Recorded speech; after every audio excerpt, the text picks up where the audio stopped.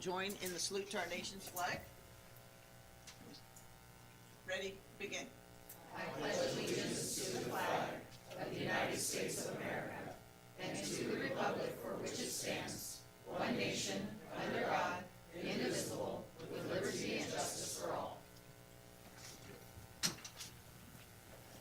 You'll make it? I was going to the principal's office. All right, roll call and declaration of conflicts of interest, please. Councilmember Abram? Here and none. Vice Mayor Moniz? Here and none. Councilmember Phillips? Here and none. Mayor Bublak? Here and none. Approval of agenda is posted or amended. So moved. Second. A motion and a second. Call the roll, please. Councilmember Abram? Yes. Vice Mayor Moniz? Yes. Councilmember Phillips? Yes. Mayor Bublak? Yes. Passes with a 4-0.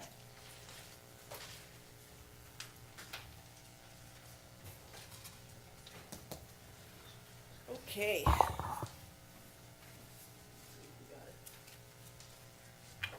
Nope. All right, this is a special day. We're honoring Genesis and Genesis' birthday as well. So if you want to come on up and start this, and you guys need to come up as well. Genesis has to come up.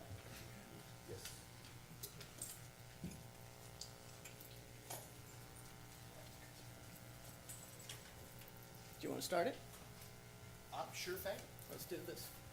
Perfect. So, hello, City Council. Thank you so much for having us. I'm going to grab the important document that we'll be discussing today. So, we're honored to be here. I'm Joey Chavez, District Representative with Senator Alvarado Gil, and I'm here today to commemorate Genesis Comfort Dog's nomination from Mayor Bublak and the community members of Turlock as Nonprofit of the Year for Senate District 4, City of Turlock, 2025. We're really honored to have received this nomination from the mayor, and it's fantastic to see the work that Genesis has done for the community of Turlock, both within the municipality, within Senate District 4, but even going beyond.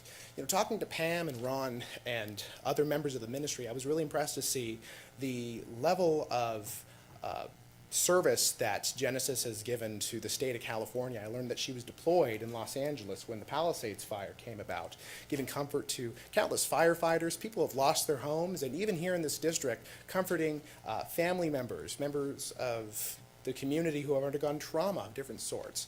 Knowing that there is a dog, a person, and a ministry that cares so much about the people that are underserved in our community really stuck out to the senator and served as the primary motivator in nominating her to be the City of Turlock's Nonprofit of the Year for Senate District 4. So without further ado, for our office, who's ready for me to read full paragraph, huh? Full paragraph or two? No, I'm not going to spend 5 minutes reading the whole thing. I don't want to bore you with that. It would be an honor, though, if I read the last paragraph on behalf of the senator. So without further ado, whereas by contributing to the success and well-being of the communities she has served, Genesis Comfort Dog has enhanced the quality of life for local residents and instilled a strong sense of pride in the individuals with whom she is associated. Now, therefore, be it resolved by Senator Marie Alvarado Gil that she takes immense pleasure in congratulating Genesis Comfort Dog on her selection as the 4th Senatorial District's 2025 Nonprofit of the Year for the City of Turlock, commends her for the positive contributions she has made to the district, and extends best wishes for continued success in her future endeavors. Congratulations.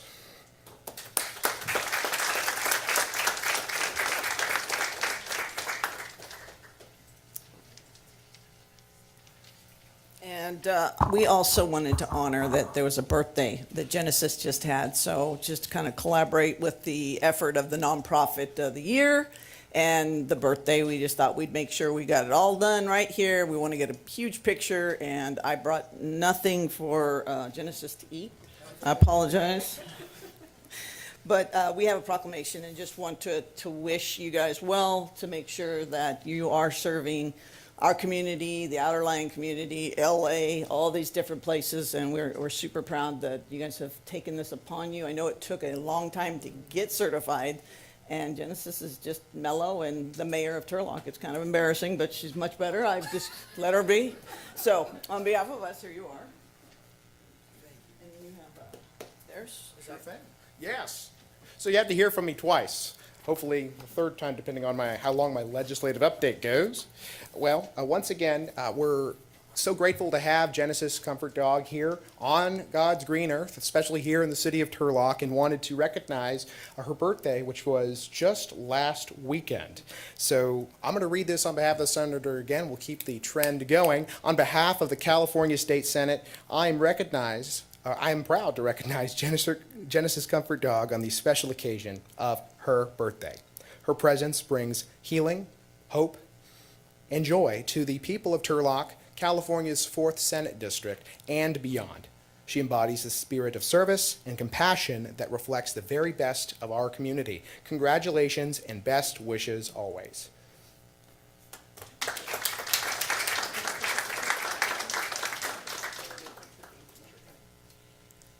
Mayor Amy and Joey from, Of course. Really, really quickly, it looks like we have a member of Juan Alanise's office. Come on up. Genesis didn't honor, like, say you could, so Yeah, I didn't know I could either. I'm kind of like a golden retriever too. I'm really good at following directions, but I don't do anything more than that. Good evening, everyone. My name is Justin Farkas. I have the honor and privilege of serving as the district representative for Assemblyman Juan Alanise, and we're really grateful to have been invited by the city of Turlock and the senator's office to join in the celebration of Genesis' birthday. If you do keep up with our newsletters, our email newsletters, you may know that June is actually PTSD Awareness Month, and the mental health contributions of something like a dog is so incredibly impactful, especially with those who suffer from PTSD. So we're really excited to be here and celebrate Genesis' 6th birthday. I don't think she knew how much she was going to be serving this community 6 years ago, but we are incredibly grateful that she was brought to us and our community to serve the greater Central Valley region and, from what it sounds like, the entire state of California. So thank you so much for raising her to contribute to our society in the way that she has, and thank you, Genesis, for working hard. Thank you, guys.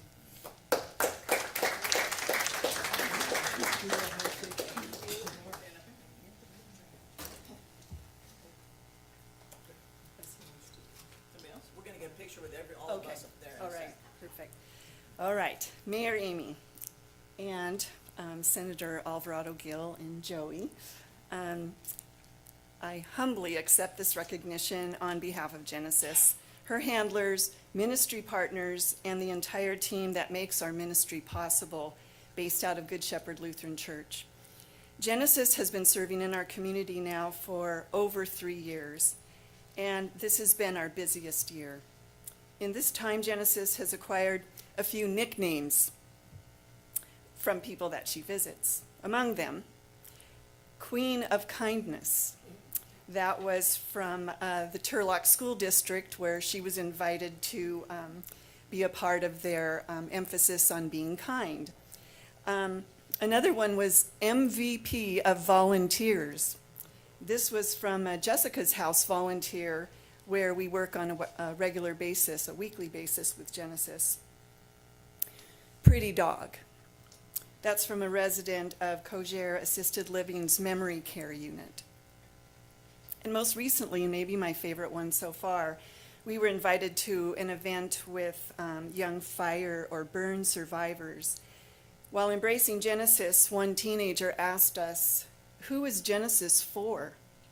Well, that's our cue to explain that Genesis is not a service animal, but that she is for anyone who needs the comfort or calm of a furry friend. To which the teen replied, "I think I'll call her the People's Princess." With God's help, we're ready for a new year of being able to bring the comfort and calm people are needing when they most need it, and maybe acquiring a few new nicknames for Genesis. Thank you again for this honor.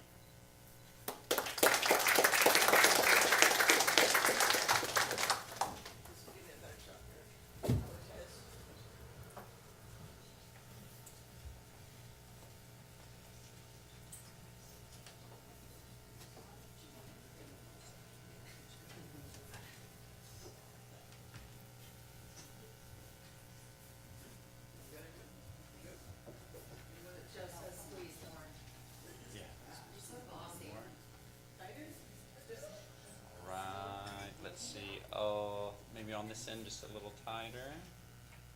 Very good. Okay, everybody, 1, 2, 3. Take a couple of them. 1, 2, 3. And then hold for this camera. All right. 1, 2, 3. 1, 2, 3. Okay, thank you very much.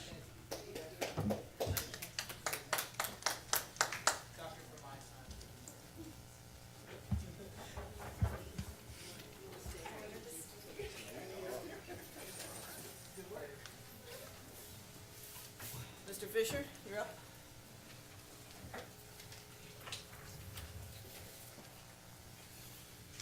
Good evening, Mayor, council members, staff, members of the public. Thank you tonight for the opportunity to recognize July as Parks and Recreation Month.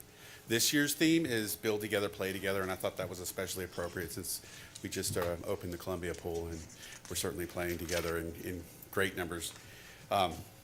And I wanted to say thanks to the mayor and the city council for continuing to support us in Parks and Recreation. It's a meaningful program. We have meaningful programs for all of our residents and our staff in their own. And a lot of times I feel like the effort that they give forth is far greater than we ever expected. And so I think it's really, I'm really grateful that we have such a great staff on our team.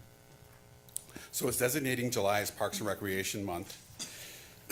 Whereas Parks and Recreation are an integral part of the communities throughout this country, including Turlock, and whereas Parks and Recreation promote health and wellness, improving physical and mental health of people who enjoy parks and public spaces, and whereas Parks and Recreation promote time spent in nature, which positively impacts mental health, increasing cognitive performance, well-being, and alleviating illness such as depression, attention deficit disorders, and Alzheimer's. And whereas Parks and Recreation encourage physical activity by providing space for popular sports such as walking, biking, swimming, and many other activities designed to promote active lifestyles. And whereas Parks and Recreation are the leading provider of healthy meals, nutrition services, and education. And whereas Parks and Recreation programming and educational activities such as out-of-school time programming and youth sports and activities are critical to childhood development. And whereas Parks and Recreation increase a community's economic prosperity through increased property values, expansion of the local tax base, increased tourism, the attraction and retention of businesses, crime reduction, and whereas our parks are natural recreation areas, ensure our ecological beauty of our community, and provide a place for children and adults to connect with nature, recreate outdoors. And whereas the U.S. House of Representatives has designated July as Parks and Recreation Month, and whereas Turlock recognizes the benefits derived from Parks and Recreation resources, now therefore the mayor of the city of Turlock does hereby proclaim July as Parks and Recreation Month for the city of Turlock. Thank you. All right. Take this back to our staff. Awesome. Thank you for that, Director. Okay. All right, now is time set aside for members of the public to address the city council on matters that are not listed on tonight's agenda and the subject matter of the city council. You'll have 3 minutes. There are 2 timers to keep an eye on, and I have 4 cards, so I'll start with Milt Treeweller. My card referred to an item in the consent calendar. I have a different talk for this, and I'll wait until the other people have spoken. I called your name. I just came in order, sir. Can you just come up now? No, I can't. Could you please read what's on the paper? I want to speak on consent calendar item. Yes. That's the only thing you want. Yes, at consent calendar time. I'm also going to talk public participation. Public participation is now, Mr. Treeweller, and your name has been called. Are you ready? Thank you.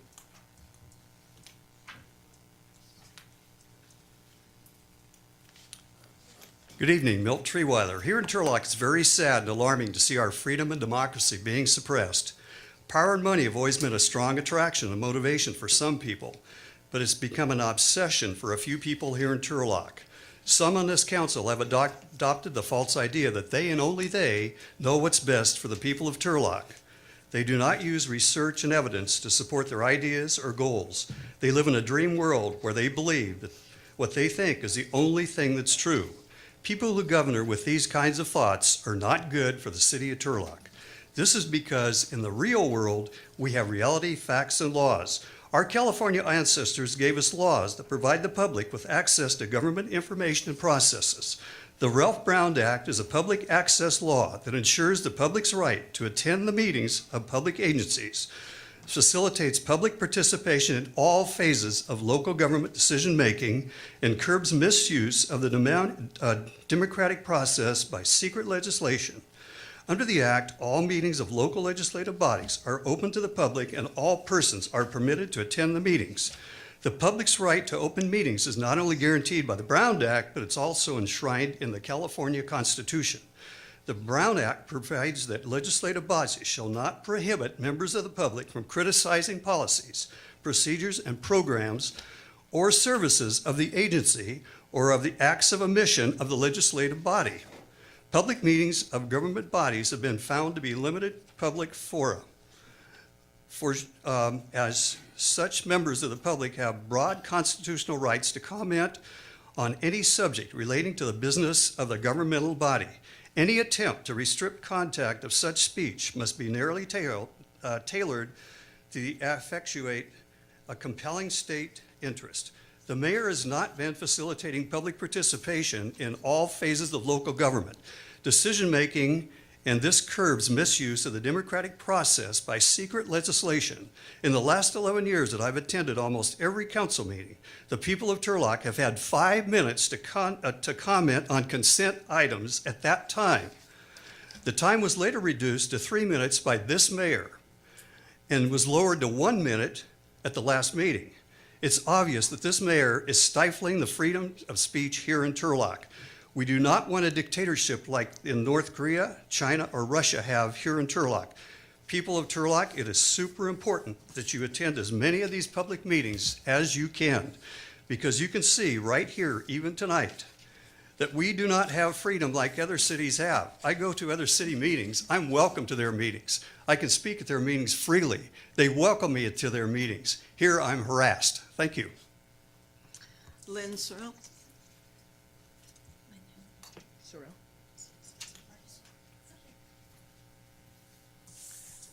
Good evening, council. My name's Lynn Sorrell. I'm here to talk about We Care. I'm going to first read from the Department of Housing and Community Development, Division of Housing Policy Development, which I believe you already have this in front of you, or you should have. The state of California wants to ensure funding for the We Care program shelter or an act in urgency from this body to help the homeless in Turlock. Also, they want you to not create a barrier to the city's ability to finally achieve a housing element that substantially complies with the housing element law. So to that end, I went to the city's website and I looked at the statements from Mayor Bublak, and in there it says, in your own words, we've pledged to a transparent decision-making process to ensure the efficient allocation of resources. We don't know why you've refused to allocate $1 for We Care. We don't know why. You have not answered that question. I have also read that you want to prioritize community safety, yet the residents are now faced with 49 plus unhoused men who have no resources available for their urination or defecation. I don't understand that. And also, you've written that you want to promote a business-friendly environment and enhance the quality of life for residents. The homeless are residents. They have a right to be here. How is tossing 49 plus homeless men out into our downtown promoting a business and resident-friendly environment? I think you need to answer those questions. I don't think you have done that. So I think you're going to I think the residents of Turlock are going to continue to be anxious and worried about how you see residents of Turlock, how you see us. And I think you need to help We Care provide access to a place to comfortably be able to do their business, urinate and defecate 24 hours a day, 365 days a year. People of money have that right, don't we? Yes, you do, you do, you do, you do. These people do. Most of the people behind me have a chance to use a bathroom whenever they need it. Unhoused men do not, under the decision making by this council. And I'm condemning that and asking you to reconsider and help all residents of Turlock.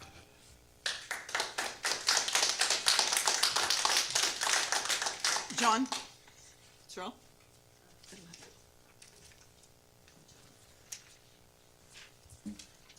Hi, I'm John Sorrell. I'm Lynn's worse half.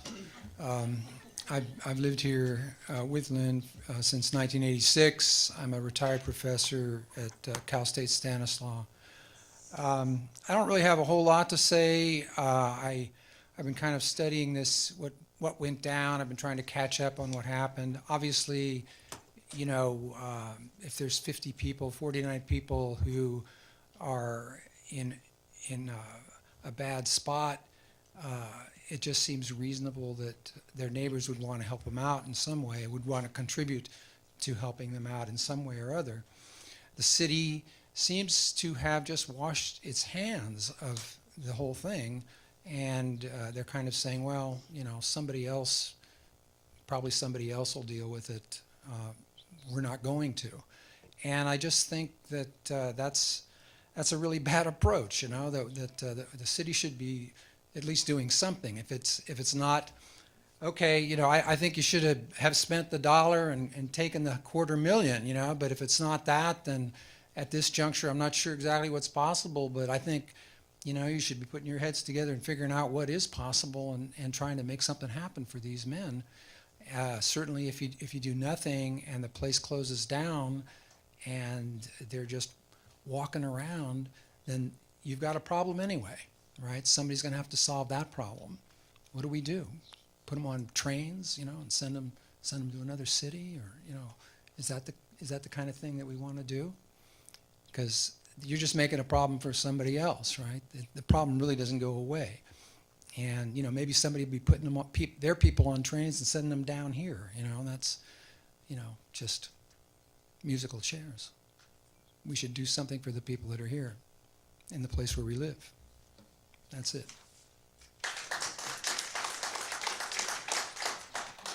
Ron?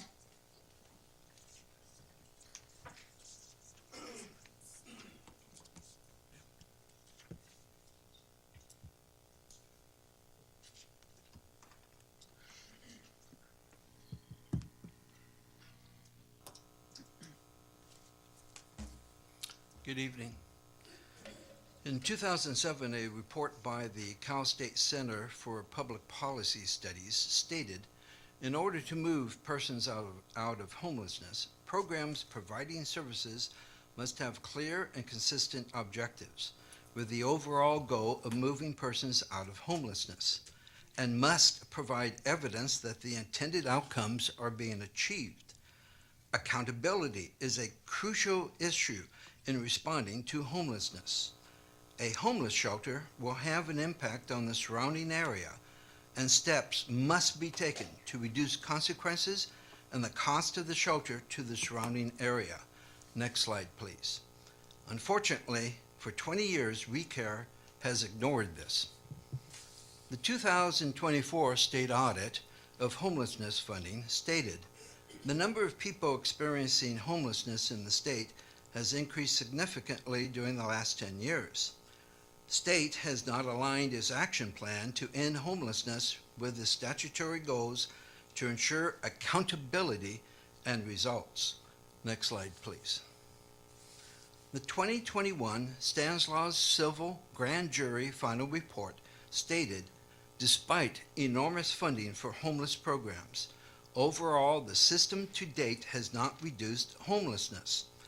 The question could be asked, do we judge programs based on their good intent or on the actual outcomes? And there is insufficient accountability for the effective use of homelessness funds. Next slide, please. As noted in the ACD's June 19th letter to the city, there's been a 92.6% increase in homelessness in Turlock between 2018 and 2023, despite, as you can see, significant sums of money being given to We Care. Next slide, please.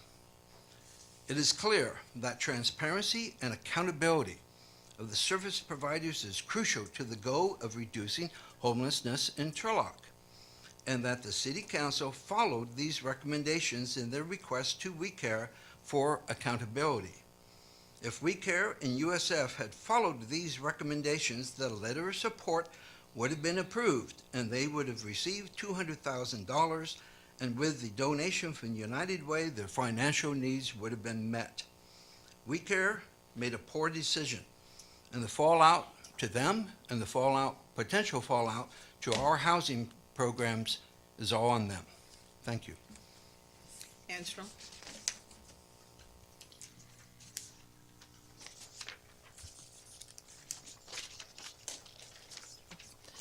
Good evening, Council. I'm speaking about the Department of Housing and Community Development's June 19th notice of violation to the City of Turlock for noncompliance with homeless provisions and other housing element requirements. I'm actually grateful that our state is taking action against this council's decision to discriminate against the most vulnerable in our community. The craven hatefulness the leadership of this council has demonstrated against this most marginalized of our population is frankly disheartening. I hope the state is able to assist you in finding a path forward, and that you find a way to correct what I view are as a horror that has been inflicted on this community by what I think is a very disgraceful action against the We Care homeless shelter. Thank you.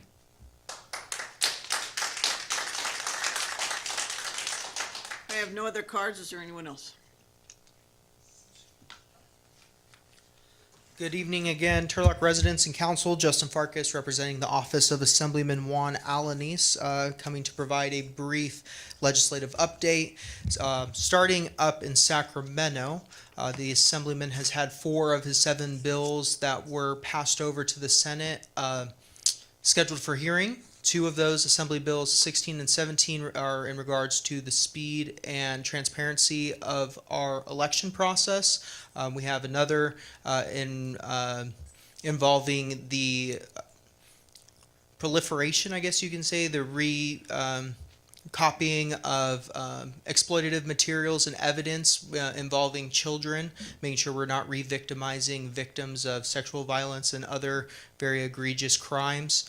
And the 4th dealing with AED access for youth sports, and that was a hallmark bill of ours that the Assemblyman passed in his first term, and now we're coming back around and providing new legislation to help clean that up and making sure that access is equitable and that coaches and administrators of these programs are well trained and have access to AEDs, which undoubtedly save lives. Here in the district, we recently held a blood drive over in Modesto at Aspire Charter School's campus, Vanguard College Preparatory Academy. We had 27 individuals participate in that and donate enough blood to save nearly 100 lives. So we're really grateful for the participation there. And lastly, we are in the process of planning our summer town hall for this year. We will be holding that sometime next month. We're still in the planning phase, so for those residents and you on the council who are interested in knowing more about that, I strongly suggest you sign up for our email newsletter as more information becomes available on that town hall. Thank you. Thank you. Kathy? Nope, sorry. Hello again, council. My name's Joey Chavez, once again with Office of Senator Marie Alvarado Gill. I'm here to issue a brief legislative update and community update on behalf of the Senator. Firstly, what's happening in Sacramento for the Senator? What active legislation is in process? I'll give you two bills. Two of our bills made it over to the State Assembly in addition to co-sponsored legislation and resolutions, two of which are relevant to the City of Turlock and their objectives here. Firstly, SB 229, the Peace Officers and Deputy Sheriffs reclassification, just passed the Assembly Public Safety Committee on June 18th and is currently on the Assembly floor. The bill expands the list of counties authorized to classify designated custodial officers as peace officers. These counties include Amador and Nevada. Why is that relevant to the City of Turlock? Well, the bill applies to Amador and Nevada counties. It reflects the Senator's support for strengthening rural and regional public safety infrastructure, aligned with the needs of growing communities like Turlock and those in Stanislaus County that face staffing pressures in law enforcement and detention services. Next up, SB 353, which is the income tax credit for donations to food banks. Our bill was scheduled for a hearing in the Assembly Revenue and Tax Committee actually today. The summary of the bill is it makes permanent the income tax credit for farmers who donate fresh agricultural products to food banks. Why is it relevant to Turlock? Well, Turlock's proximity to major agricultural production makes this legislation especially valuable to our residents as well as the city. It supports local growers and nonprofit partners like food banks and pantries, which serve vulnerable families throughout Stanislaus County. So we really thank you all here for being supportive of the Senator and any letters of recommendation we've received from the community of Turlock. We really appreciate your support this cycle. Next up, I would like to read the section of a press release that the Senator issued regarding her opposition to AB 84. So Senator Alvarado Gill is standing up for California families and defending educational freedom by strongly opposing Assembly Bill 84. The latest legislative overreach threatens to destroy charter schools, a lifeline for more than 700,000 students in California failed by the state's broken public educational system. To quote Senator Alvarado Gill, "It's no surprise that more than 700,000 students now attend charter schools in California. These schools provide smaller class sizes, real support for special needs and at-risk kids, and programs tailored to how children actually learn. For many families, charter schools and homeschooling aren't just options, they're the only option." So the Senator is an avid supporter of children, education, as well as agriculture in our community. We appreciate your continued support, and do not be afraid to reach out to our office if you need any help. Thank you. Kathy?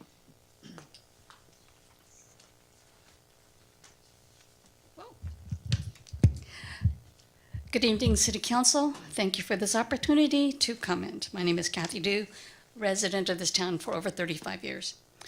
I come before the council today to let you know that I have looked at the Department of Housing and Community Development letter of June 19th, 2025, to the planning manager of the City of Turlock. And it is a notice of violation that the City of Turlock is in noncompliance with the homelessness provisions and other housing element requirements.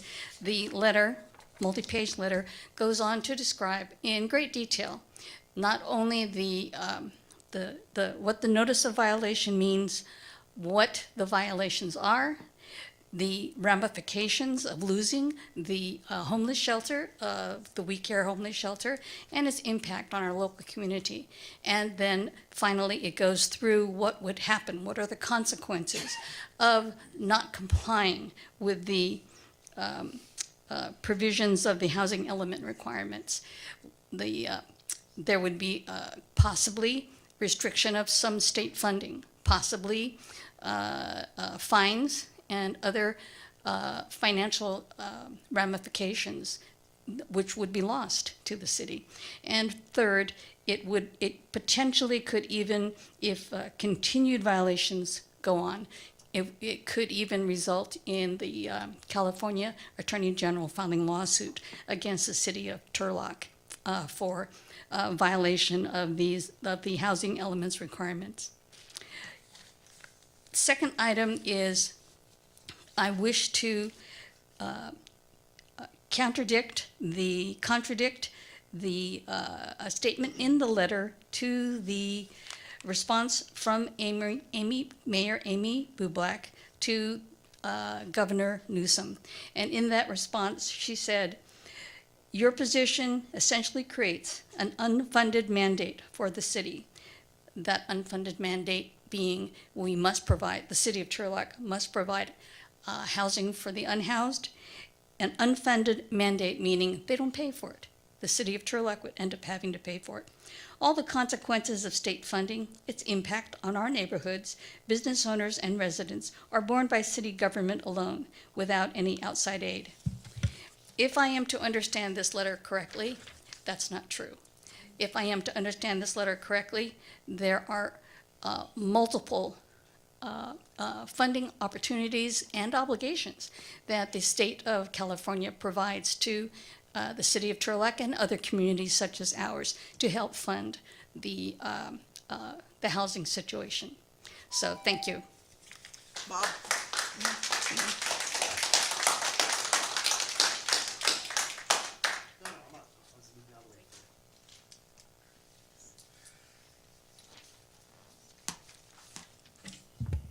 Bob Puffer, Turlock. About a month ago, a gentleman came up here and asked for some accounting for a police program studying brain waves and another accounting for a $600,000 program to teach businesses how to get on the internet. And I haven't been able to find anything on the website or anything else that has been addressed. So I'm here to say, I would like those addressed. I'd like to see them. Secondly, I'd like item 7G pulled from the consent calendar. And thirdly, Mr. Bridegroom had a good point about accountability.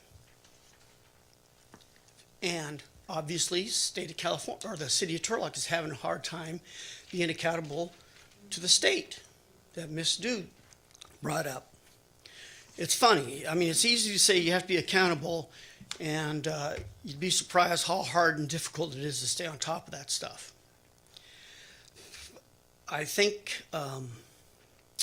if the city of Turlock was that concerned about accountability with some of the nonprofits, that they should have let them know that at the beginning of the year, what was going to be asked for them as far as accountability and the time that they needed delivered, rather than maybe wait until something came up where there was money involved. At the same time, I think the city of Turlock should very much sit down and review how they're going to be more accountable to the state of California if they want to continue to get funding for almost anything. Thank you. Anybody else? Okay. Donna? Good evening, Donna Inslee. When we began this several months ago, the We Care issue, we came together to discuss the value of the shelter's contribution to both the served and the servers. Financially, the community contributed to food for the gentlemen who attended the evening dinners. Everyone told you how much they gained from this experience. The county contributed to the running of the program. Unfortunately, the We Care program was blindsided by the financial requirement to provide a city-sponsored bathroom facility. Next, we came together with request and pleas to reconsider. Voting community members from churches, various organizations, and the gentlemen served by We Care came to extol the benefits of the program. As the city's only dedicated shelter for chronically homeless gentlemen, many of these men will return to the streets. We came together again to wonder why the city would ignore the benefits the city would receive from county money to continue a successful program as determined by the county. Why should the citizens of Turlock lose the agreed upon funding from our county taxes that we all pay? Why should the tax monies we pay go to another community instead? Today we come together for what will probably be another financial blow to our city. as we must now face censure from the state. Already non-compliant with housing element law, the council further set back the city's progress towards compliance in not allowing We Care to continue. How could this further affect our city financially? It could cause us to lose state funds. We could face financial and legal ramifications from the state due to broken laws. We could have court-imposed penalties for noncompliance, and we would have to, again, pay a lawyer. What could have been avoided by simply accepting the standard funding for an existing program is now going to become a problem for this governing body. It will cost us more than saying yes to We Care. What have you gained by this?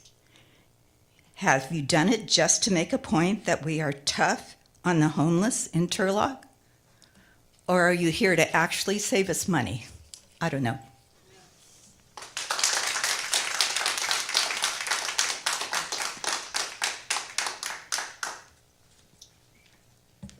Good evening, I'm Mary Jackson.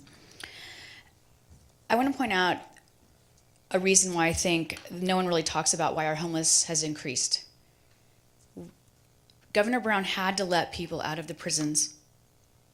And you can roll your eyes, Amy, and make a face, but he did. Or else we would have had a federal receivership and a federal judge would have been writing checks in order for us to meet the housing capacity numbers that we had to reach. I worked in Sacramento when that happened. So that, in my opinion, is one of the reasons why we have an increase in homelessness, as well as not paying, giving any state money to build low-income housing. So I'm going to go back and review what I asked for 2 weeks ago, because it seems like now the California Bear is poking you and asking you the same questions. We had a bathroom. It was paid for a year, I believe with CPLA funds. You closed it in 6 months. We had a fully funded bathroom at the day center during the day. So we voted to not fund the shelter, and many people have asked what your plan is. What is the city going to do? Is there an alternative? And I asked, are you going to write a check for $267,000? And it's not going to be more than that, it looks like. And I, for one, do not want to be, I'm going to ask for accountability directly, and as many of us are here. If any money, Turlock citizens' money is going to be spent with this situation. That was a 5-page letter. Again, you poked the California Bear. Didn't need to happen at all. In the past, I don't believe the city of Turlock has ever been late with their housing element. And I would love for Ms. Borrego or Mr. Petrolakis to check out that information. I sent you an email of these questions last Wednesday.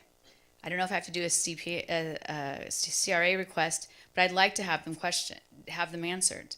We have to comply with the housing element. Are you going to open up the fairgrounds? Are you going to use the reserve fund money to pay for this? There's general fund monies to pay for this. We've had lots of things that have been talked about. But I learned a long time ago talk is cheap. But now this is going to become a very expensive problem. And I don't know how you're going to get out of it unless you come together and work with the people at We Care. It's not fair to those men. They are not the ones, in my opinion, that are causing the issues that are happening in downtown or around our neighborhoods. We have homeless people all over our community sleeping in cars, in our parks, at our schools, shopping centers. But those 49 men, we knew where they were every night. Anyone else? Anybody else? Yes, sir.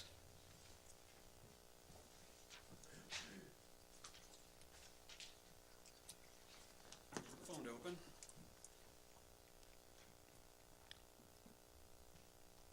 All right. Good evening, everyone. My name is Brett Foray, and I'm a vice president of the We Care program. Despite the recent unfortunate vote by the council regarding a grant to support the We Care program, we continue to work diligently to keep the shelter available for 49 unhoused men in our community. While closing in July, we hope to be able to open as soon as possible, hopefully in the early fall. Out of the 230 or so unhoused members of our community, We Care provides 21% of those folks a place to sleep at night. Not a small number. Comments that we are part of a homeless assembly line is not true and unfounded. We also provide support in the capacity that we are able to for services and refer men to health-related services, jobs, and also we help to provide housing for some of these men. Homeless folks are not a homogeneous group. Solving the diversity of issues related to homelessness is not going to be a short-term problem that can be solved overnight either. But what strategy does the city plan to offer to help the homeless issue in our community? What is your plan? Thank you.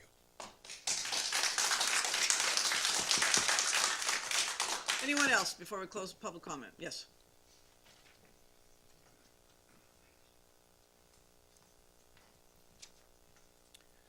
Hello, I'm Kelvin J. Sakrisdal. I've been a resident of Turlock for around 29 years. I wasn't going to speak, but when I saw one of my studies quoted up here, I figured I would. I'd encourage you to read the whole thing instead of a few lines from it. I think it's very misleading. I want to speak, I guess, in support of We Care. I've heard a lot and read a lot about people vilifying an organization that is run by volunteers in the community who want to serve people who are in as bad a situation as possible and serve their community. I've been involved with We Care for many years. It started around 20 years ago with the goal of getting people off the streets. And it worked with churches to put people in churches for a while. And eventually, every year struggled to just expand its services a little bit more until we got a grant that allowed us to run, or allowed We Care to run for a year. But every year, We Care struggles to get funding, but it gets so much support from members of the community, volunteering, bringing food, and it is accountable. It has worked with the city all of those years. It works with the city to provide low-income housing in the community. It works to move people from homelessness into housing. And I don't know the numbers, but it's quite a few people out of homelessness. It works with the city just on what the men coming to the shelter are doing before they come into the shelter, so they're not congregating. Again, We Care has a couple decades of working with the city. So I don't understand how we've come to this point. We Care is a wonderful organization, and it is trying to provide a service, not allowing or not signing off on this. Again, the city has supported We Care many times with a letter of support for grants. And so I don't get this, and why you're not willing to do this now. Instead, making We Care struggle once again to try to provide services, and it will limit the amount of services. It will somehow survive, but it will not be able to provide the services that it's used to providing. And so I hope you will learn what We Care really is, and not vilify them the way that I've seen in the paper and in an earlier speaker here, and support them because it's an organization that does a great deal for this community.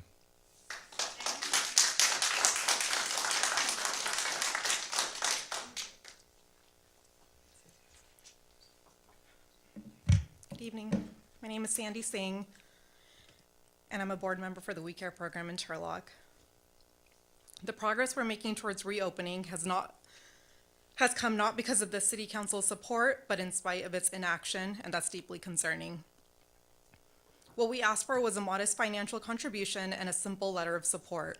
The request was something the mayor and the previous city manager were aware of as far back as February, when there was still time to collaborate and develop ideas for how to use this funding. It was an opportunity for the city of Turlock to continue partnering in a solution that's already working, already in motion, and already supported by countless organizations and community members. More troubling than the rejection itself was what followed: nothing. No alternative plan, no plan B, no acknowledgement that without a shelter, 49 men will have nowhere to go. and the rest of our systems and neighborhoods bear that burden. We're living in a time when the country feels more divided than ever, urban versus rural, progressive versus conservative, housed versus unhoused. But here in Turlock, we still have an opportunity to rise above that divide. So today, I've just come here with a simple ask. Please stop putting your politics over people.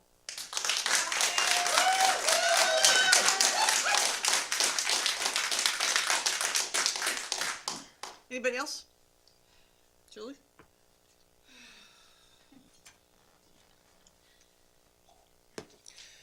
I wore black today because I've seen the death of citizen voice in our town. And as a citizen, I've done everything I know how to do to help the shelter and the 49 men that are there. I've explained, I've asked for us to work together for the betterment of the city. I've used humor, facts, visual aids to save these men. Men, humans. I have failed. You have won. But it has cost Turlock and may cost Turlock millions. You know that, right? You know that this is not going to end here. And it's a disservice to all of us, every citizen.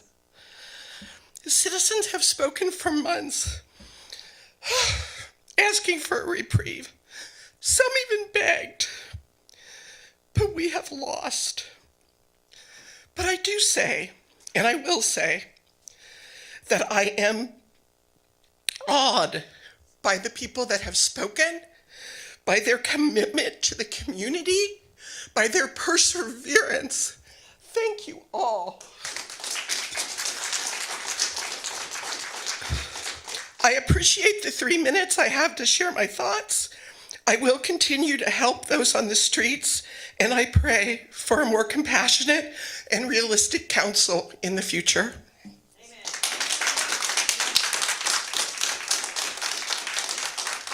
John?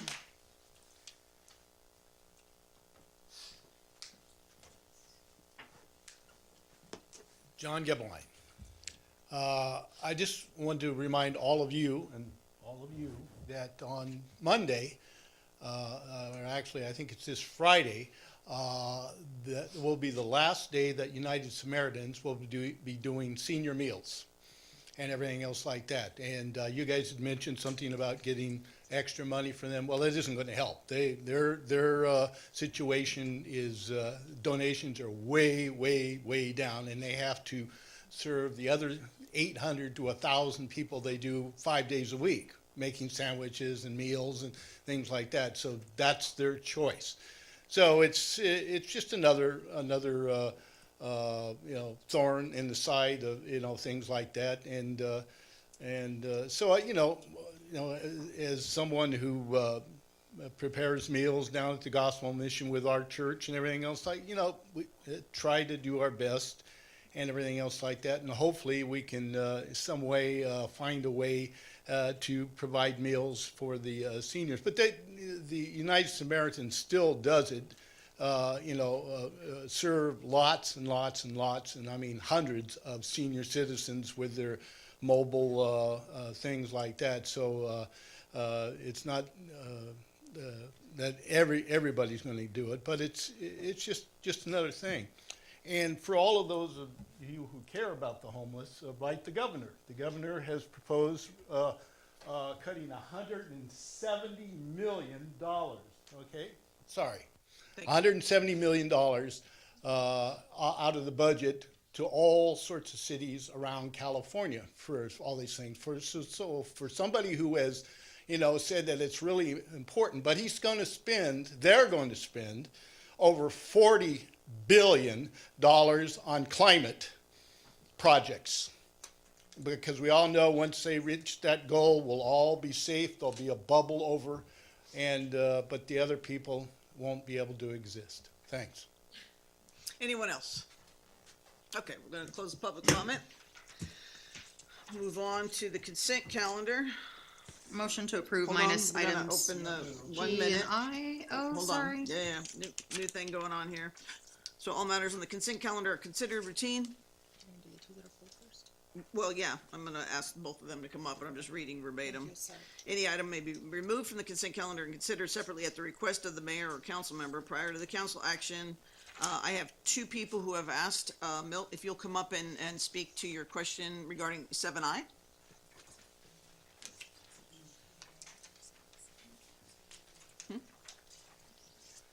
Okay, this item regards our solid waste treatment. And when I began attending council meetings 11 years ago, our solid waste was going to the county of Merced. We had an agreement with the county of Merced. It was working out fine.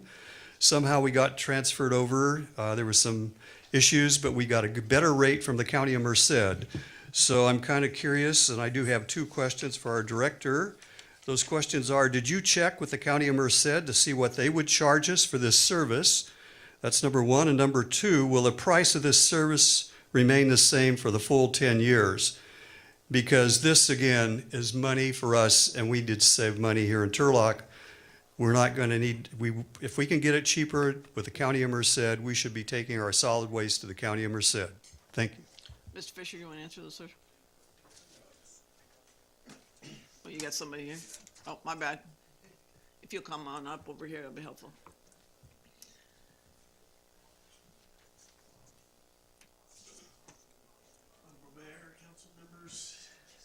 My name is Juan Tanner, Regulatory Affairs Manager. I do want to introduce Will Richards. He's from the county. They did a financial analysis of the cost, and I want to turn it over to him for that specific answer. Good evening, Mayor, Council members. My name is Will Richards. I'm the Solid Waste Manager for the county, and I've been heavily involved in this process over the last 5 or 6 years. So for the past 10 years, the county and all of the cities within the county of Stanislaus have been in agreement to send waste to the Fink Road landfill and to the Covanta Waste Energy Facility. That agreement expires on June 30th of this year. In December of 2024, the Waste Energy Facility is closed down. So with that, the Fink Road landfills had to expand their operations. So we are receiving more waste, using airspace more quickly, and ultimately, there's been some increase in costs through the COVID inflation that we've dealt with. This plan that's set before you today is a jump from the initial rates. However, it's going to be adjusted on a CPI basis each year in hopes that we can keep this as a steady, reasonable, and expected climb rather than having any future jumps or any large jumps in the future. What's also included in this plan is household hazardous waste programs for the city of Turlock, which is a requirement from the state. All residents within the city of Turlock are able to use our permanent facility, and we also provide 2 mobile events each year to the residents of Turlock. Similarly, we also have AB 939 program funding in there.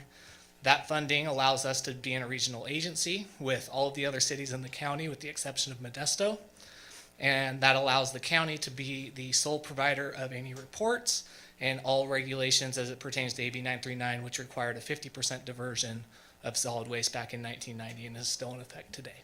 So, any questions for me? So specific, there was a question about, is it cheaper here or in Merced County? As it stands, we were competitive with Merced County with the additional programs that we include in there. Director Fisher, now you want to talk? Yeah, I think some of the Covanta closed down, and Covanta over the years has not been the most. They haven't been able to receive as much waste, so there are some associated costs that were incurred by trucks waiting. So some of those costs are that will be recouped through this new agreement. But there's also the fact that that anytime we change rates, they have to go through the rate setting process, which is the 218 process, which we're familiar with. So we are set for our rates. The cost of this, any increase in cost or any savings in that cost will be borne to our waste hauler. And then we review those annually to make sure that they're in line with, and then we make the decision to either increase or stay the same or decrease based on the results of the audit. In the last audit, we came in favorably, and we chose not to take the entire increase. We only take a small percentage of a little over 1% of the increase. So we manage the cost through through our rate setting process. Relative to Merced, we're very comparable. Transportation costs, we realize that they're a good majority of the overall cost. So, if it's closer, I know that even just unprotected right-hand turn can change the cost of like the hauling, because it's all about, how much time they spend traveling back and forth. So it's very comparable. Question? Rate studies are typically good for 5 years, right? Do you know what year we're in on our solid waste rates? I think we have one rate increase, or available increase, and that will be next year. Any other questions? Anybody else in the public wishing to speak on this item? Thank you, sir. All right, we'll close public comment, and I'm going to wait on that. Then, Bob, you wanted to talk about another one?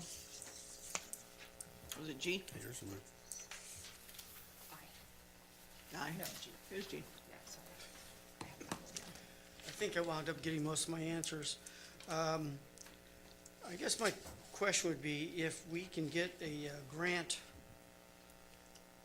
for a health optimization plan for public safety employees, why is this not available to give all the employees? Chief? No, he's hiding in the back. In street clothes to boot. Okay, I agree with you. I wish it was for all the employees. As this was laid out in the beginning, it came through the state of California, and it was a grant set aside for police officers. So we endeavored with the company to take in all of our employees within the police department at a reduced rate for the employee. Unfortunately, it was only available to be spent on sworn law enforcement officers as part of mental, physical, and health. I have a question. So the deadline for expending these funds is the end of this year, or Yes. sometime in December this year. And I assume that that's why we're kind of prepaying for this 6 Yes. months of services. And that was optimal. We kind of modeled after what the city of Ceres did, so Okay. that the officers can go into the program, receive the 6 months of treatment. If they choose to continue and they see markers changing, then they can do that at a reduced cost. Got it. Not a question, just a comment. I'm generally supportive of this. And I think that this is a very remote chance, but it concerns me a little bit to prepay for services when there's a chance that we could pay for something that someone's never going to be able to benefit from. So I understand why it had to happen that way, but I just think that that's kind of not typical for our practice that I see. But the fire, Chief Hunter, fire has different things, but similar, specific to their wellness, correct? Yes, the fire department has a specific program that it looks for health hazards specific to the fire department. Thank you. Anyone else wishing to speak on this item? Okay, we'll close public comment. Now, bring it back. We've exhausted all. Are we good? Move to approve the consent calendar? Second. We have a motion and a second. Will you call the roll, please? Councilmember? Yes. Sorry, Vice Mayor Moniz? Yes. Councilmember Phillips? Yes. Mayor Bublak? Yes. It's a 4-0. Thank you for that. Thank you for working through this new system. Still trying. Final readings. Second final reading of an ordinance for zoning map of the city of California regarding 3130 East Tuolumne. I will open it to the public should anyone wish to speak on this item.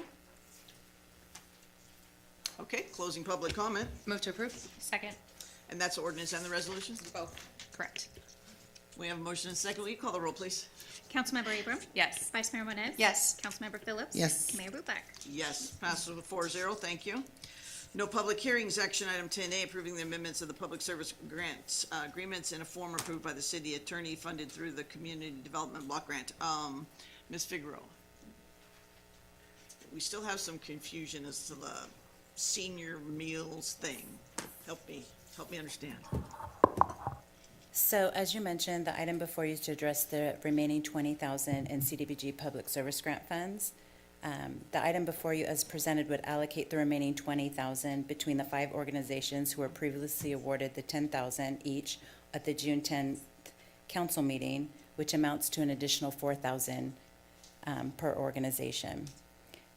And as you mentioned, we did confirm, staff has confirmed with Stanislaus County Area on Aging that the meals will be continued to be provided at the senior center. United Samaritans Foundation was a vendor that was used by the county, and they have a new vendor so United Samaritans will be providing them June 30th, July 1st, the new vendor will be providing those meals. Questions? It's a fan. Come on. You guys are always like want the temperature different. Thank you. Are you open for questions? Yes, absolutely. Are you open for business? Yes. So, 2 weeks ago, when this was on the agenda, there was a recommendation to fund We Care for $10,000. That's obviously not part of this right now. Did we get any communication from We Care that things have changed on their end? Are they pulling their application or something? They did not pull their application. We've had no communication with them since that meeting. Okay. And the recommendations for funding that and the 5 that were awarded last time, that comes from the CDBG committee, correct? Correct. And that's a majority citizen-appointed committee. That is correct. And We Care scored fairly highly from the We Care, or the CDBG committee, correct? It was. That is correct. It scored ranking number 2? Number 2. Right? Okay. Thank you. So, Dr. Bregel, our planning commission is made up of city members? Yes. Okay, I'm just curious. All right, any other questions for Ms. Figueroa? Okay, we're gonna open to the public. Yes, Milt?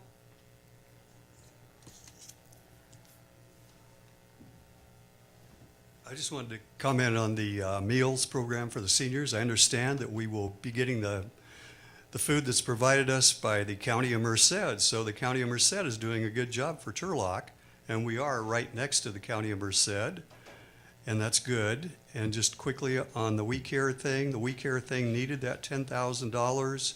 They did not ask to be removed from the list, and they still need that $10,000 for their programs. All right, anybody else? Okay, we're gonna close public comment. Bringing it back, I do see that, I don't think we should be dropping an additional amount to the city of Turlock. I think that looks pretty tacky. So I would ask that we make that individual amount to 5 amongst the groups that are on there. And so to describe that citizen committee, I sat on planning commission for a couple of years, and all the big items were taken to the council and they changed the vote. So that's the prerogative of this board. That's why we get elected. It's helpful to have them sit on that, but we're having our discussions here. There's other monies coming in July. There's all these other things. But for this, we have no, I mean, a third of the people that spoke today said they didn't think they were going to stay open. So I think we need to just be consistent with what we're doing, and we are helping a lot of different entities here. Well, I mean, I would disagree with what was said about today. We had several of their members of their board saying they were going to be open. They publicly have, We Care, me being they, have publicly stated that they intend to open again with the different funding sources that they are cobbling together. And I agree with you on let's not spend more on the city if you'd like. I would propose that we reinstate the $10,000 to We Care and divide the extra $10,000 among the 5 We Care and the other 4 city removed. Interesting enough, I believe it was Ms. Singh who said that they may be reopening, which to me implies closure. So again, there's so many miscommunications on both sides. And so for me, I don't know where we're at, but let us not forget that we have given the PLHA monies to We Care through actually building up or fixing a fourplex that they are getting rent from, and that money is going to supply that. So it is not as if we're not helping them. We're just saying we don't know where we're at here. So for me, I would prefer to just make it 5,000 for the other 4 and move on. But what is the will of council? I would like to talk about this a little bit more, because it's not as if there's issue of communication. We Care has signed the contract to say that they will expend these funds. They are requesting them. They will follow all of the rules that we've put forth. And, you know, this council has said in so many different policy documents, our ad hoc committee on homelessness report, our housing element, our HON plan to HUD, that we will support the We Care shelter because we have, and we'll fund it. We even went as far in the housing element to say that we're going to fund it because we have an obligation to support emergency shelter in Turlock. So I don't see, we cannot say that we support a shelter and then do everything in our power to block the funding to that.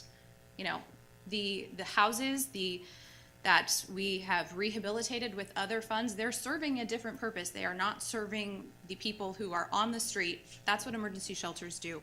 So I would make a motion that we give, what was it, the extra $20,000, $12,000 to We Care, and then the extra $8,000 divided up to the other 4 that the mayor had suggested. Second. Okay, we have a motion and a second. Call the roll, please. Councilmember Abram? Yes. Vice Mayor Moniz? No. Councilmember Phillips? No. Mayor Bublak? No. Motion to approve with $5,000 going to each entity instead of 4 as the resolution is written. Minus the city. Yes, minus the city. Do we have a second? Second. Okay, we have a motion and a second. Will you call the roll, please? Councilmember Abram? No. Vice Mayor Moniz? Yes. Councilmember Phillips? Yes. Mayor Bublak? Yes, it passes with a 3-1. All right, thank you, Ms. Figueroa. Item B is adopting local goals and policies concerning districts, Melrose, and, wow, okay. No, it said Fisher, but I'm, all right, you got this. Let's go, Morris. I know, right? Good evening. Good evening. We're finally here with CFD 3. Finally bringing it through. It's been a long process, and we have our consultant. You can come over here and speak over here if you want. Mike Medfee from Wilden Financial Services. I'm sorry, He drove up- Mike, what was your last name? Medvey? Medvey. Got it, thank you. Sorry about that. So good evening. Greetings. Honorable Mayor, council members, remaining members of the public. I'm here to talk about the Community Facilities District number 3. You already have a couple of other community facilities districts. We were hired to come in and essentially create a new paradigm for annual maintenance of infrastructure. I know that the city has a lot of existing assessment districts. A number of cities have been moving from assessment districts to community facilities districts. The reasons for this are quite a few. Mainly that a lot of these assessment districts are becoming difficult to maintain legally and also difficult to administer. There's been a lot of Prop 218 challenges, and with each challenge brings new levels of scrutiny to them, which means that you need to kind of keep redoing things and keep them up with the times. CFDs have been around for a while. I would say that the trend of moving to CFDs for maintenance services probably started in the late 2000s, and they've just been increasingly taking over what used to be done by assessment districts. As it mentions in the staff report, the CFD is funded by a special tax instead of a special assessment. There are different laws that govern each, but the advantage there is that when there's a new development project, the process for annexing a new project to a CFD is very similar to annexing it to an assessment district. So since you're not really taking on any additional burden or any additional risk with putting it in a CFD, but you're gaining so much in terms of funding flexibility and in terms of ease of administration, that's why a lot of cities are moving over to this. The funds are not held in individual accounts for each project. It's much more the standard of review for your annexations is, well, here's what this project is going to cost the city. Here's how much we're taxing them. Those two numbers match. So the funding would just flow to the appropriate divisions of your city and then be used to perform the maintenance. For CFD number 3, the first item that you're getting is the adoption of the local goals and policies. My guess is that your original CFD was probably formed before that was a legislative requirement. We typically go in and check to make sure that you have some goals and policies, and in this case you didn't, so we drafted up some for you that'll serve as the guidelines for CFDs going forward. We're also before you is the resolution of intent. This is the first action to forming this new CFD number 3. The plan is that each new development project, we will measure the negative impact that it would have in terms of maintenance on the city, and then that would be their new special tax rate. So again, very similar to assessments. Everyone comes in, we do a cost analysis of their infrastructure, we establish their special tax, they annex, and then those are administered annually. 30 to 60 days from now, I believe it's scheduled for August 12th, we're going to come back with a public hearing. That's kind of when all the procedures happen in terms of the developer agreeing to form the CFD through a ballot. We'll hold a public hearing and we'll pass a number of resolutions to create the CFD and then read an ordinance. And after that, the CFD is essentially created. I know the plan here was that since we're a little bit past the deadline for turning in taxes, if any maintenance funds are needed for the current year, we'll send a handbill to the developer themselves. They haven't started developing yet. And then in future years, they'll be enrolled on the taxes with the county, just like every other CFD you have. So that's the summary of what we're doing tonight and what we're going to do on August 12th. If you have any questions for me, then let me know. Questions? I do. So, not specifically about creating the CFD for this development, but our staff report says that the city plans to replace the existing assessment districts into this CFD. And while we have you here as the consultant here to help, can you explain what that is going to entail and look like? Yeah, I do want to clarify that. So when they say to replace the current assessment districts, we're not going to, there's no legal way to just take all the homes that are currently in the assessment district and then say you're now in the CFD. This will just be for new projects going forward. And you might think, well, we've been doing it this way for such a long time, why switch horses? And as is mentioned in the staff report, if we continue down this path, then each new district will continue to add administrative burden to the city.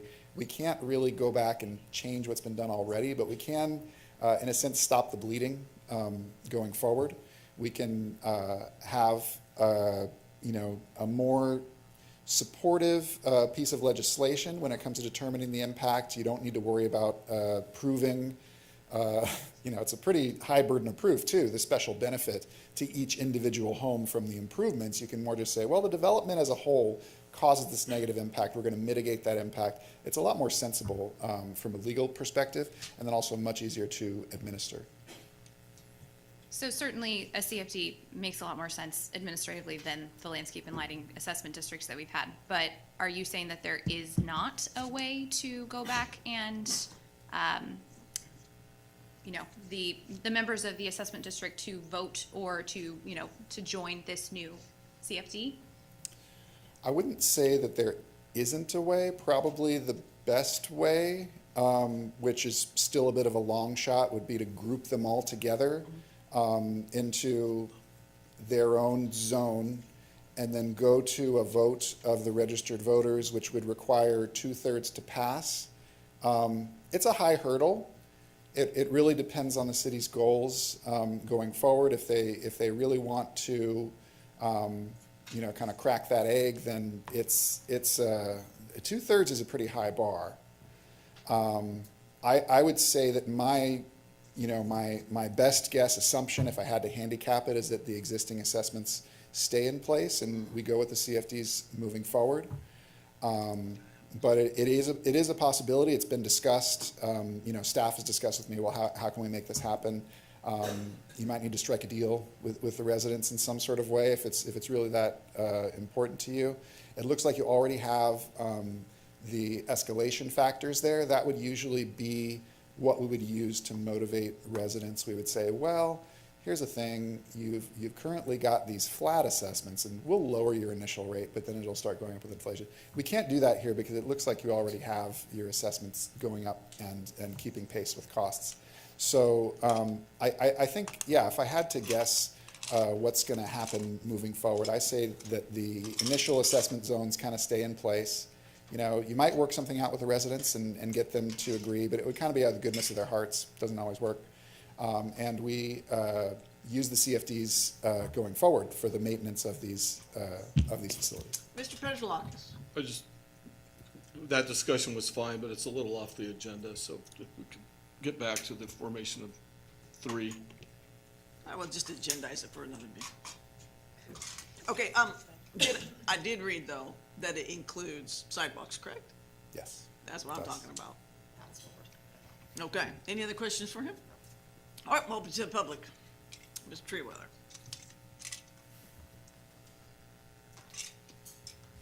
Thank you for the presentation. I do understand this is very complex. So in other words, you did explain that the people that are in the current assessment districts will have it, because there are already millions and millions of dollars in the assessment districts. And I couldn't see how you could change this method halfway through the game, the rules halfway through the game. So yeah, I think we should have the 2. I still don't know how the CFD affects the developer. Does it make it cheaper for the developments, or does it make it the same, or does it make it less for the developer? How does it affect the developer as far as water, sewer, all the lines and infrastructure they have to put out?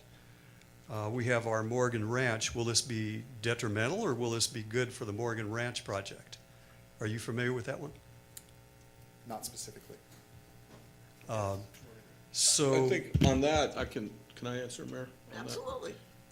This is about maintenance of the infrastructure. It's not about putting it in. Oh, it's not about the new Right. construction. So really, it's a protection of the city's general fund by having new growth sort of pay for that component Right. that otherwise would be unfunded, or it'd have to be an assessment district or something like that. So it's going to work effectively, and it will take care of all the roads, streets. Streets are included in it also? So they'll get the slurry seals and sidewalks and curbs and all that, and trees maybe. If it's in the right of way, anything within the right of way, yes. Okay, thank you. Anybody else? Sure, come on up, John.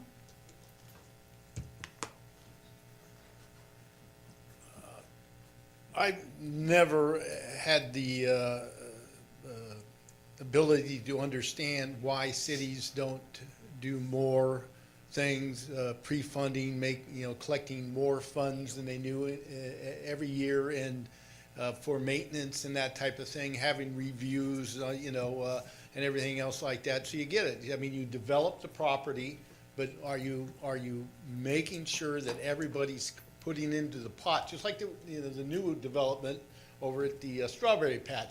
They have an HOA, okay, so they have funds that they're going to extract from the homeowners to take care of certain things. And hopefully the assessment districts, and I don't know how often we go through, looking at the assessment districts as to, is it properly funded? I mean, you can go through all sorts of HOAs, and they've been unbelievably underfunded over the years for all the projects they have to do. So it seems to me that just should be part of the regular thing, to do an assessment of what needs to be done. So are you collecting enough money? Anybody else? Okay, we're gonna close public comment, bring it back. Other comments or desires? Move to approve. Second. Yeah, motion and a second. Will you call the roll, please? Councilmember Abram? Yes. Vice Mayor Moniz? Yes. Councilmember Phillips? Yes. Mayor Bublak? Yes, passes 4-0. Thank you, Mr. Maffei and Mr. Morris. Thank you. All right, and now, Money Man.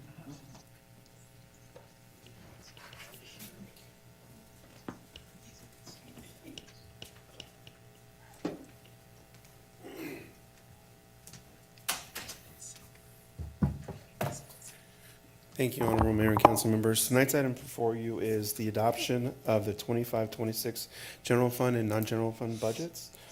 Back in May 27th, we had our first presentation of the general fund where we discussed revenue streams, sales tax, as well as five-year forecast lookout for revenues and expenditures. On June 10th, we talked about on non-general funds, primarily looking at the sewer water funds as well as the roads program as a whole. So we're happy to project that we're going to be expected to spending 61.6 million just in that program itself. Overall, you did see some small changes. Nothing I would classify as major items of changes within the budget. So the presentations you were given previously still stand as far as the financial information. At this point in time, we're asking for the adoption and concluding this budget process. Is there any questions? Questions? Oh, my goodness. You sure? Just one. Okay. We'll open it to public. Anyone wishing to speak? I have one question. Sure. Okay, at the last meeting, I discussed the $9 million deficit we're going to have with the Measure L funds, and you kind of explained that everything was going to be okay. We were taking it out of our reserves. So how in the world does that make everything okay? We still have that money, and in the reserves, we could be making money on that money because it could be invested in the markets, and we could be making lots of money on it. The markets have really gone up in the last 2 months, actually 3 months. So we're losing out on all that investment money because we're not using the Measure L funds. You said we're holding them somewhere else. I don't understand where you can hold Measure L funds. They're in, and use reserve funds. It kind of sounds like, it doesn't sound correct to me. So explain that to me very correctly so I understand it. Thank you. Anybody else? Okay, close public comment. Are we using our reserves or are we going broke? We're using our reserves in the appropriate manner in which the Measure L is intended. The program is supposed to be project-specific to fix our roads. It'd be inappropriate for us to hold on to money just to try and capture interest. That would actually hurt the roads program overall. The Measure L and the funding sources of reserves, we utilize all those funding sources to be able to keep the program afloat. If we don't spend the money, we are impacting the roads program, and we drastically set it backwards. So we have to use the funds in which they're intended to be done. But at some point, the next statement would be why you're not spending the money, right? So we're collecting this tax, we're holding on to it. Why are we not doing this? So there's a coin flip on that side of the coin too by just holding the money. Questions, So comments? just to help make it clear for everybody that this is reserve funds in Measure L reserve, not anything to do with general fund reserve. That is correct. Right? And all of that is in the budget workshop. There's four and change pages of line items of the different reserve balances for each specific fund, Yes. right? Okay. So I would recommend you look at page 6 and on of the PDF workbook. Thank you for that. What's the will? Move to approve. Second. A motion and a second. Will you call the roll, please? Councilmember Abram? Yes. Vice Mayor Moniz? Yes. Councilmember Phillips? Yes. Mayor Bublak? Yes, passes 4-0. One more, most fun discussion. GAN. Yeah, nobody understands it, but yes. So the GAN limitation is commonly called, is mere formality. We have to deal with the adoption of the budget process. It is a proposition for the past some time ago. It is a calculation that finance has to do. Every city has to do it. Basically, it's creating a ceiling on how much tax money you can spend. We're not hitting that marker, so there is no impact to us. There was a good gap between the two. So again, this is more of a formality that the finance department has to take every year with the budget adoption. Questions for the director? We'll open it to the public. Anyone wishing to speak on the GAN? Not GANs. All right, we'll close public comment, bring it back. Move to approve. Second. Motion and a second. Will you call the roll, please? Councilmember Abram? Yes. Vice Mayor Moniz? Yes. Councilmember Phillips? Yes. Mayor Bublak? Yes, passes on 4-0. I hope you feel better. Thank you. Thank you. Yeah, go home. Cootie good? Everybody hold your breath as he walks by. Take your cooties with you. There was a point to that. City manager reports or updates. You got anything there? No, they're connected, other than I would tell you, Push the button. all of the reports are online, and I would just remind you of the Fourth of July parade on Friday night and turning out to join your colleagues in town. Cool, cool. All right, and now we have council member comments, announcements, and future items. Yes. Just some comments. I hope everyone has a good time at the 4th of July parade starting this Friday, even though it's still June. I won't be able to join this year, but if you all are out there, and to all the community, I hope it's a great event. And thank you for our public safety for the messaging about there of safe and sane fireworks, and really educating the public on when to call 911, when to call the emergency number. And I was trying to pull up the emergency number to give a plug out to that, but is it 668-1200? Yeah.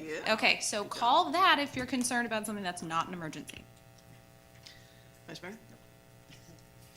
Well, I think it was the 13th, Friday the 13th. Yeah, I know it sounds, myself and Mayor Bublak, we went walking down Donnelly and Pedros area where the roads are now fixed, and we went to visit some neighbors to see if they were happy with the roads.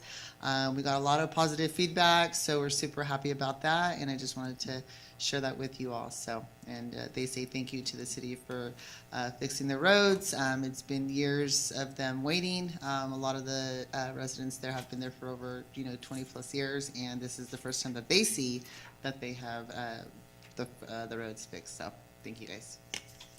And I believe Regis is getting done today, and Niagara and those are pending. They're all happening soon, so it's a good time for roads over in that area.